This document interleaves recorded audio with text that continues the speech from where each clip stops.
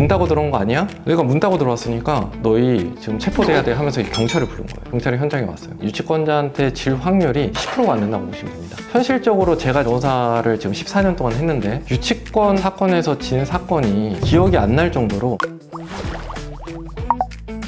안녕하세요. 부동산 전문 변호사 이시훈입니다. 행크에서 로빈훗이라는 닉네임으로 활동 중에 있습니다.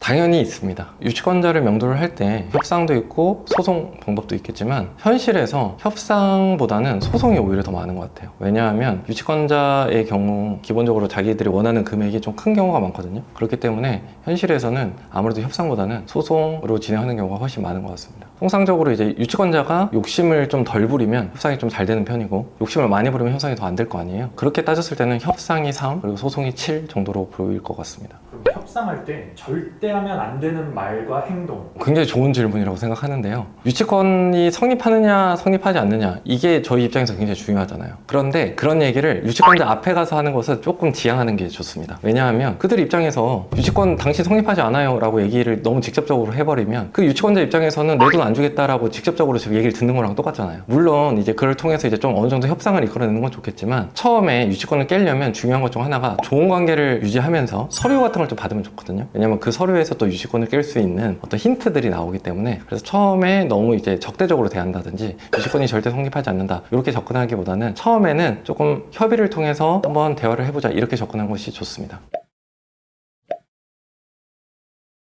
유치권자의 심리를 조금 이해하실 필요가 있어요. 왜냐하면 유치권자 심리 어떨 것 같아요? 이 현장을 빨리 떠나고 싶은 게 또 심리예요. 유치권자는 유치권을 행사하는 게 업이 아니잖아요. 나는 돈을 받고 지금 새로운 공사하러 가야 될 거 아니에요. 근데 이 현장 계속 신경 쓰는 거 정말 쉽지 않거든요. 그렇기 때문에 돈만 주면 떠날 준비가 되어 있는 사람들이에요. 물론 그 돈이 얼마인지가 중요하지만, 그렇기 때문에 그들이 이제 계속 버틴다라고 하면 당연히 어려울 수 있겠지만, 돈을 받고 빨리 떠나고 싶은 그 심리를 잘 이용을 하면 빨리 협상하는 것도 물론 가능합니다.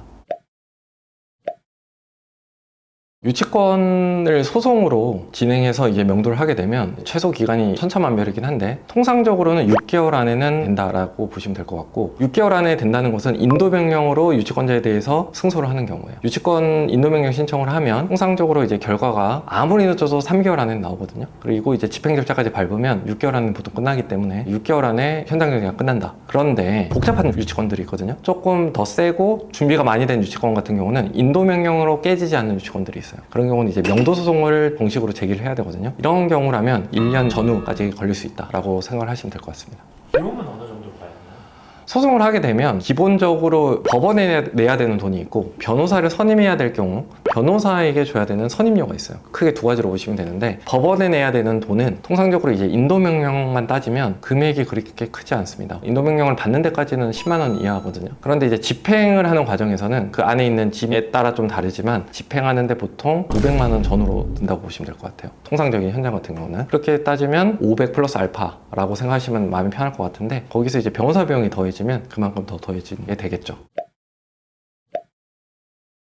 일단은 인도명령이 있고 명도소송이 있거든요. 인도명령 단계에서 이기는 건 조금 더 난이도가 있어요. 그런데 이제 명도소송까지 가면 이건 정식 절차이기 때문에 시간이 조금 더 걸려도 유치권자한테 질 확률이 10%가 안 된다고 보시면 됩니다. 현실적으로 제가 변호사를 지금 14년 동안 했는데 유치권 사건에서 진 사건이 기억이 안 날 정도로 1심에선 진 적이 있어요. 근데 2심에선 다시 뒤집혀서 유치권이 없는 것으로 나온다든지, 그만큼 이제 유치권에 대해서는 굉장히 많은 약점들이 있기 때문에 그것들을 정확히만 공략을 하면 지는 경우가 없진 않지만 거의 없더라. 그게 현실입니다. 그럼 패소하는 케이스는 어떤 경우인가요? 패소하는 경우는 사실 제 기억상으로는 거의 없어요. 그런데 이런 경우에 져요. 유치권을 깰 때 되게 중요한 포인트들이 몇 가지가 있거든요. 이 중요한 포인트를 건드려야 되는데 사소한 것들에 집중하시는 변호사님들이 있어요. 이게 실무에서 하나도 중요하지 않은 쟁점인데, 당사자분이나 아니면 유치권 경험이 일천한 변호사님들은 그 사소한 쟁점에 굉장히 집착을 합니다. 뭐 예를 들어서 시행자가 뭐 A인데 시공자는 A가 운영하는 회사인 거예요. 그러니까 되게 밀접한 관계 있잖아요. 그래서 이거 유치권 의심스럽다 뭐 이런 식의 주장을 하거든요. 근데 실무에서 이런 주장이 잘 안 먹혀요. 왜냐하면 A와 A가 운영하는 B 회사가 계약을 했다, 이런 것들이 현실적으로 불가능한 게 아니거든요. 그런 거에는 판사들이 별로 이렇게 꽂히지가 않습니다. 쓸데없는 쟁점을 너무 이제 부각을 시키다 보면 정작 중요한 쟁점들이 눈 밖에 나오면서 쓸데없이 이제 지는 그런 형태로 소송이 흘러가는 것 같아요.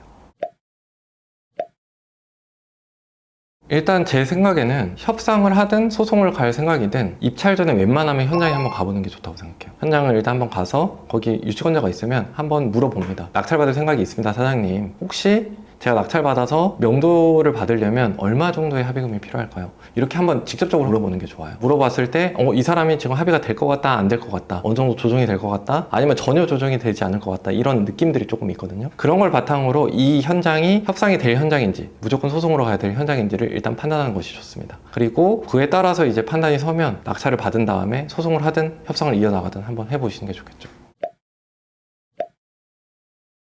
유치권이 5억 정도 신고된 현장이었어요. 그 5억이 한 명이 신고한 게 아니라 5천만 원은 한 명이 신고하고 한 4억 5천은 또 나머지 한 명이 신고하고 이런 현장이었거든요. 두 분 다 현장에 있는 거예요. 문을 다 잘 잠그고 있고 약점이 뭐 크게 있지는 않았어요. 그리고 이제 신축된 물건이면 더 조심해야 되거든요. 유치권이 성립할 가능성이 높기 때문에 낙찰자가 현장에 가서 이 두 분을 다 만났어요. 일단 5천만 원짜리 유치권 하신 분 있잖아요. 그분 협상하는데 얼마 들었을 것 같아요? 저도 약간 놀랐는데 500만 원에 협의가 됐어요. 대신 자기가 그렇게 돈을 바꿔서 현장을 비워줬다는 거를 다른 사람한테 얘기를 하지 말래요. 그게 왜 그런 거냐면 예를 들어서 이 사람이 받아야 될 게 5천인데 다른 사람한테 줘야 될 돈이 4천인 거예요. 그럼 자기는 사실 5천을 받아서 4천을 다른 사람한테 줘야 되니까 결국 자기한테 남는 건 1,000이거든요. 근데 이런 경우라면 500만 원으로도 협의가 가능한 경우가 있는 거예요. 대신 비밀을 지켜준다. 뭐 이런 경우고요. 4억 5천은 조금 더 협의가 어렵긴 했는데 그분은 1억에 협의가 됐어요. 그분도 역시 비슷했어요. 다른 분들한테 돈을 줘야 되는데 자기가 돈을 받았다는 거를 함구해주면 1억만 받고 이제 자기가 비워주겠다. 그래서 결과적으로 어떻게 됐죠? 4억 5천은 1억에 그리고 5천은 500에 굉장히 싸게 됐잖아요. 그렇게 해서 그냥 쉽게 명도를 하고 현장 정리한 경우가 있습니다.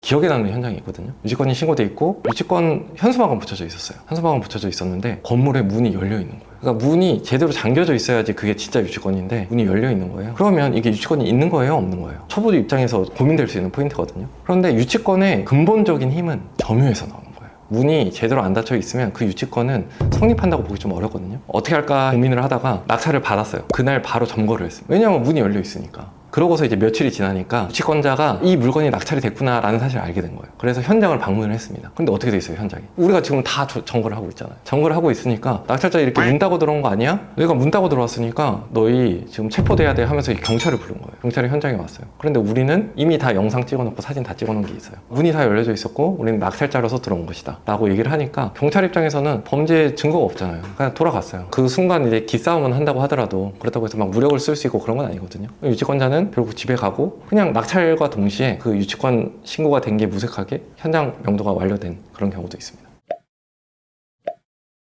초보 투자자 입장에서는 가장 주의해야 될 게 자기가 공부하지 않고 다른 사람의 말만 듣고서 입찰을 결정하는 것, 그게 가장 조심해야 되는 부분이라고 생각해요. 왜냐하면 초보분들은 경매 강사나 아니면 컨설팅 업체나 이 유치권은 그냥 깨지는 유치권이에요, 이런 말 한마디 들으면 거기에 되게 용기를 얻어서 더 쉽게 입찰하시는 경향이 있거든요. 근데 그들이 유치권을 해봤을까라고 그 질문을 이제 탐구를 해보면 제 경험상 그 사람은 1개 또는 2개 있을 가능성이 높습니다. 그러니까 1개, 2개 본 사람이 유치권 깨는 거 되게 쉽다, 명도 금방 받을 수 있다, 이런 얘기를 조언을 주는 거거든요. 그런 사람의 조언은 사실 실무에서 도움이 안 돼요. 내가 스스로 책 같은 걸 보고서 공부를 하고 판단을 스스로 한 다음에 그 물건에 접근을 해야 되는 거지, 다른 사람의 어떤 의견만 듣고서 접근하는 것은 절대 지양해야 되는 부분이라고 생각합니다. 그래서 제가 이번에 좀 초보 분들이 보기 쉽게 책을 쓴 건데요. 제 책의 특징이 뭐냐면 굉장히 좀 쉽게 썼어요. 처음 유치권을 접근할 수 있는 사람들도 유치권에 대해서 이제 가치 판단을 할 수 있게, 권리 분석을 할 수 있게 제가 좀 기초적인 내용을 주로 담았거든요. 근데 기초 위주로 담았다는 게 정말 기초만 공부하라는 게 아니라 이 기초가 대부분이에요. 대부분 유치권 현장에서 이것만 알아도 거의 다 해결이 가능하거든요. 그 부분에 제가 집중해서 담았기 때문에 책을 보고서